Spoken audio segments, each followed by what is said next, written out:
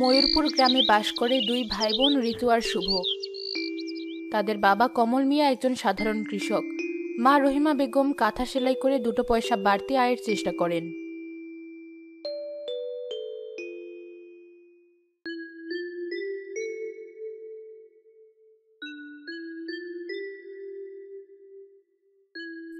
ভাইয়া, আমার পুতুলের বিয়েতে তুমি যাবে তো? ওদের জন্য মিষ্টি বানাবে না?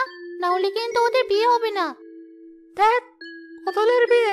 তুই এখনো ছোটই রয়ে গেলি রে। তো চল নদীতে মাছ ধরতে যাই, দেখবি কত বড় রুই মাছ ধরবো। ওসব পুতুল টুতুল খেলা বাদ দিয়ে দে। না, আমার মাছ ধরতে ভালো লাগে না। আমার প্রজাপতি ভালো লাগে আর ফুল ভালো লাগে। ভাইয়া, গাছের সবচেয়ে উঁচু ওই ডালটার দিকে দেখ, কি সুন্দর দুটো পাখি বসে আছে।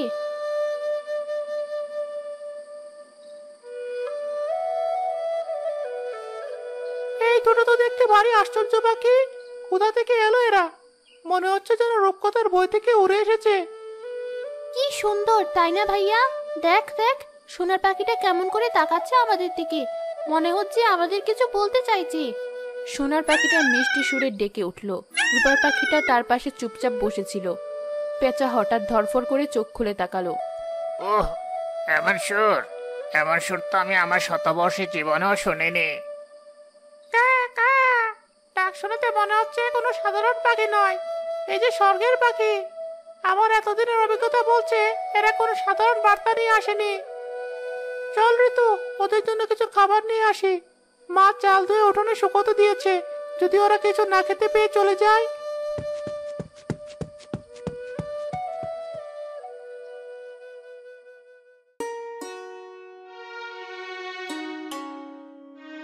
সেদিন থেকে শুরু হলো ঋতু শুভ আর সোনারূপার পাখিদের বন্ধুত্ব।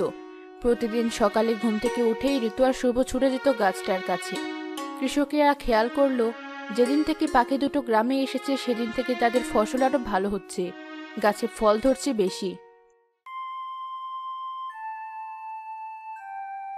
হুজুর, শুনেছেন সেই পাখিদের কথা, যে দুটো পাখি ওই বড় গাছে থাকে?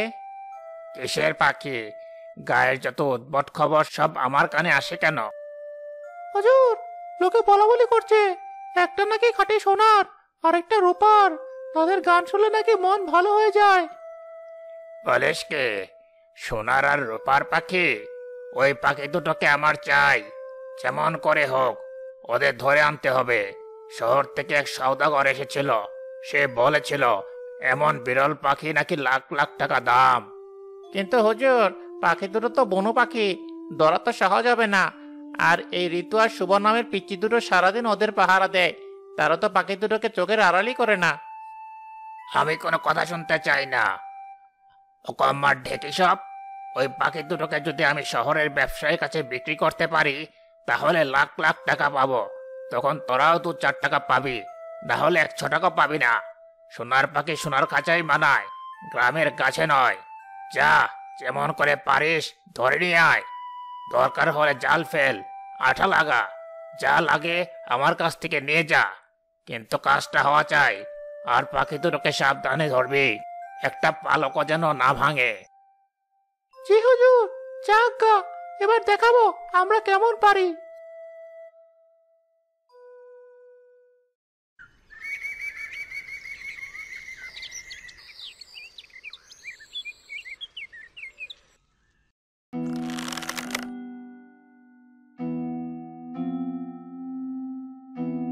পরদিন সকালে ঋতু আর শুভ যখন গাছের নিচে গেল, তারা দেখলো সোনার রূপা পাখি দুটো বেশ অস্থির।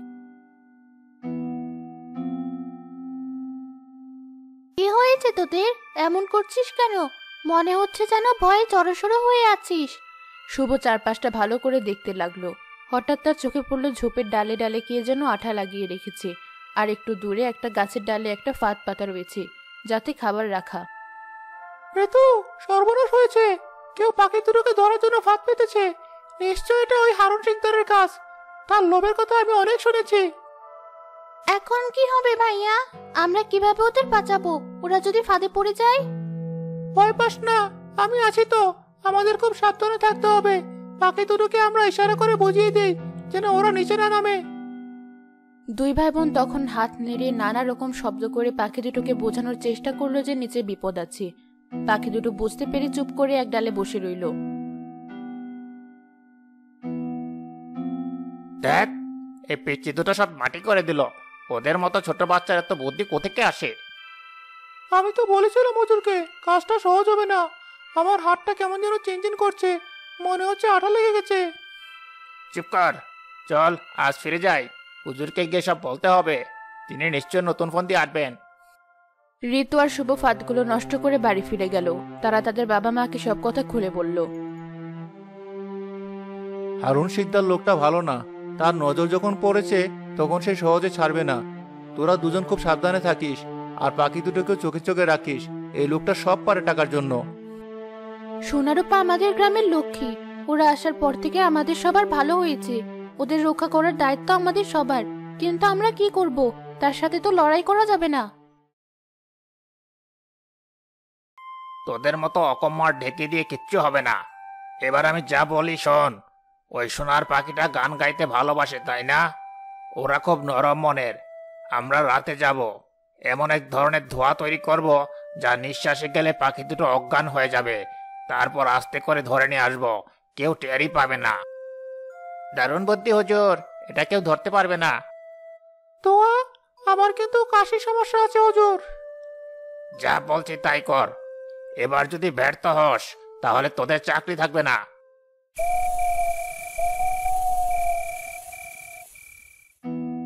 সেই রাতে সবাই যখন গভীর ঘুমে অচেতন, তখন হারুন শিকদার তার দুই চামচাকে নিয়ে বটগাছের নিচে হাজির হলো।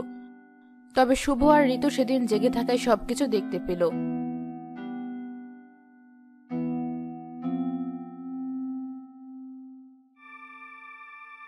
ঋতু, দেখ দেখ, গাছের নিচে কারা যেন এসেছে। মনে হচ্ছে হারুন শিকদারের দল। ভাইয়া, ওরা তো পাখি দুটোকে নিয়ে যাবে, আমাদের সোনা পাখি আর রূপা পাখিকে। চুপ, কাঁদিস না। আমাদের কিছু একটা করতে হবে। তুই এখানে দাঁড়া, আমি আসছি। এই মুহূর্তে বুদ্ধি আমাদের একমাত্র ভরসা। শুভ দৌড়ে তাদের গোয়াল ঘরের দিকে গেল। সেখানে কয়েকটা বড় বড় মৌমাছির চাক ছিল।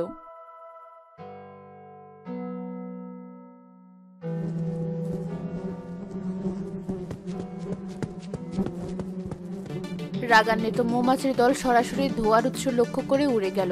হারুন শিকদার আর তার চামচারা কিছু বুঝে ওঠার আগেই মৌমাছির ঝাঁক তাদের ঘিরে ধরল। বাবারে মারে, কোথা থেকে এলো এত মৌমাছি? ফুল ফুটিয়ে দিল যে। হুজুর পালন, এরা তো একেবারে জানে মেরে ফেলবে। আমার মুখ ফুলে গেল।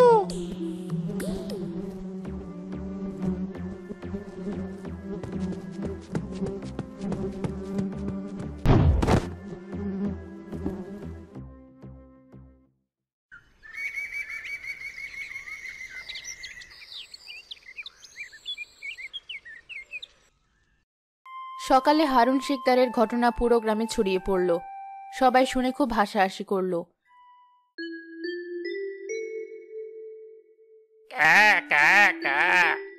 দেখেছো চাচা, মৌমাছিরা কেমন শিক্ষা দিয়েছে? হারুন শিকদারের মুখ দেখলে তোমার হাসি থামবে না। প্রকৃতির নিজের সন্তানদের রক্ষা করতে জানে কাক। লোভের ফল কখনো ভালো হয় না।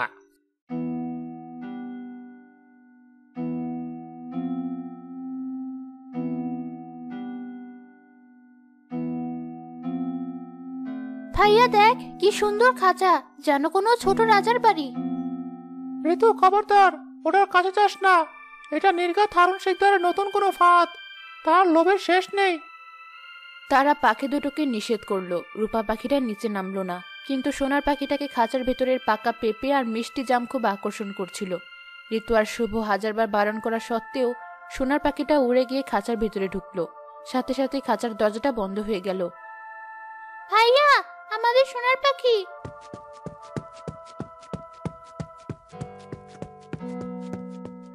কেমন জব্দ করলাম! বলেছিলাম না এই পাখি আমার হবেই। সোনার পাখি সোনার কাছেই থাকবে। চল, নিয়ে চল এটাকে। হুজুর, এবার আর কেউ ঠেকাতে পারবে না। আমার কষ্ট সার্থক হলো।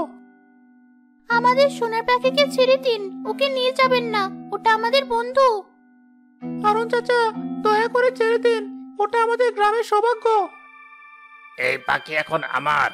এটা এখন আর তোদের গ্রামের নয়, এটা এখন থেকে আমার সৌভাগ্য হবে। যা, বাড়ি যা।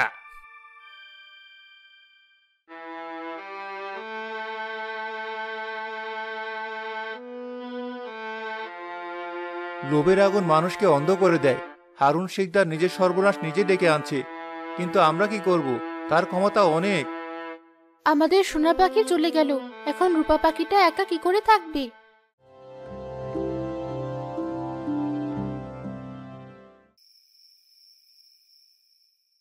সেই রাতে ঋতু আর শুভর চোখে ঘুম আসলো না।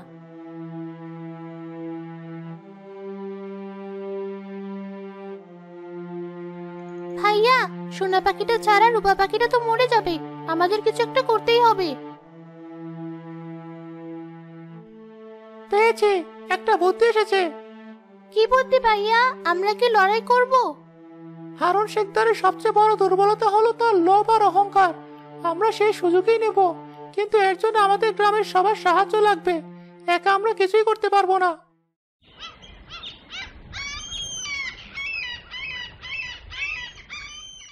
পরদিন সকালে শুভ আর ঋতু গ্রামের মোড়ল চাচার কাছে গেল। শুভ তাকে তাদের পরিকল্পনার কথা খুলে বলল। খুব ভালো বুদ্ধি বের করেছিস দাদু ভাই, আমি তোর সাথে আছি। ওই পাখি দুটো আমাদের গ্রামের সন্তান, ওদের রক্ষা করতে আমরা সবাই একসাথে লড়বো। হারুন শিকদারের লোভের একটা সীমা থাকা উচিত। মোড়ল চাচা গ্রামের সবাইকে ডেকে জড়ো করলেন। সবাই এক বাক্যে শুভদের সাহায্য করতে রাজি হয়ে গেল।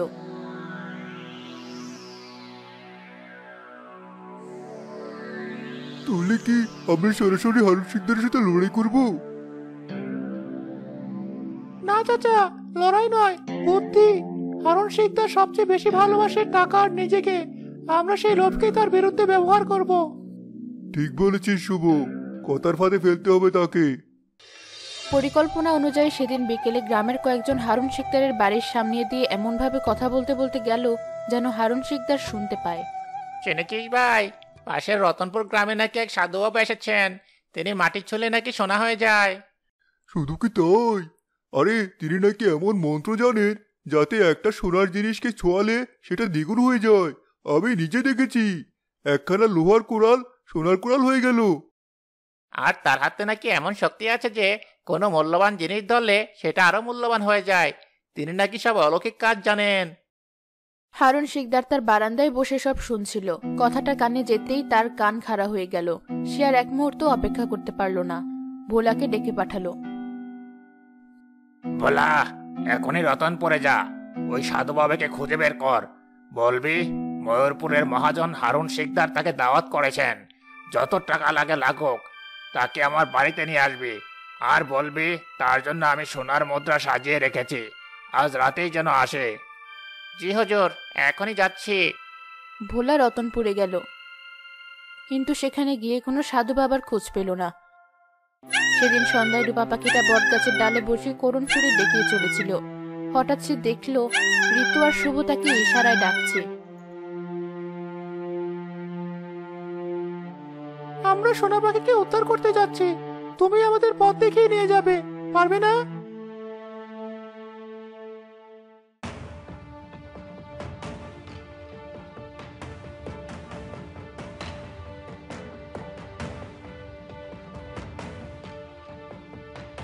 তারা সবাই হারুন শিকদারের বাড়ির পেছনে বড় আমবাগানে লুকিয়ে রইল।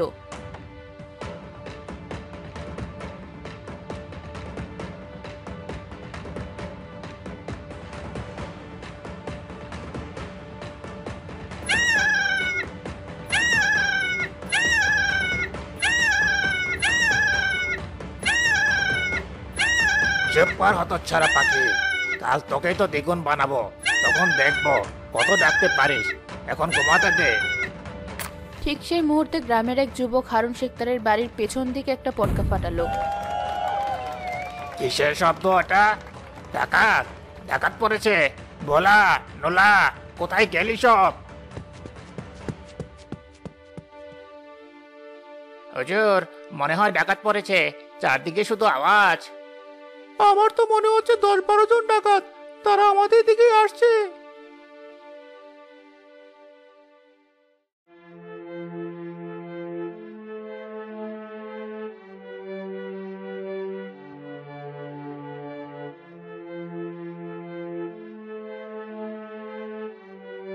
এখন আর এক মুহূর্ত দেরি নয়, চল। হারুন শিকদার বাইরে বেরিয়ে কাউকে না পেয়ে যখন ঘরে ফিরল, তখন দেখলো খাঁচা খালি, তার সাথে সোনা পাখি উধাও। সর্বনাশ, আমার পাখি, আমার লাখ টাকার পাখি, এ কি হয়ে গেল? আমি শেষ।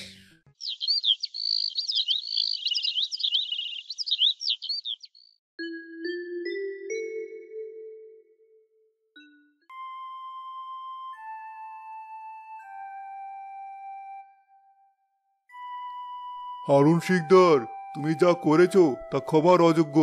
প্রকৃতি যা সবাইকে দেয় তা কেড়ে নেওয়ার অধিকার কারো নেই। এই পাখি দুটো আমাদের গ্রামের আত্মা। তুমি সেই আত্মাকে খাঁচায় ভরতে চেয়েছিলে, তোমার লোভ আজ তোমাকে নিঃস্ব করে দিয়েছে। আপনার অত্যাচারে আমরা সবাই অতিষ্ঠ ছিলাম। আপনি ভেবেছিলেন টাকা দিয়ে সব কেনা যায়, কিন্তু এই গ্রামের মানুষের ভালোবাসা কেনা যায় না টাকা দিয়ে। গ্রামবাসীদের প্রতিবাদের মুখে হারুন শিকদার মাথা নিচু করে দাঁড়িয়ে রইল। সে বুঝতে পারল সে গ্রামের সবার কাছ থেকে সম্মান আর বিশ্বাস হারিয়েছে। ধীরে ধীরে নিজেকে সে শুধরে নেওয়ার চেষ্টা করতে লাগলো।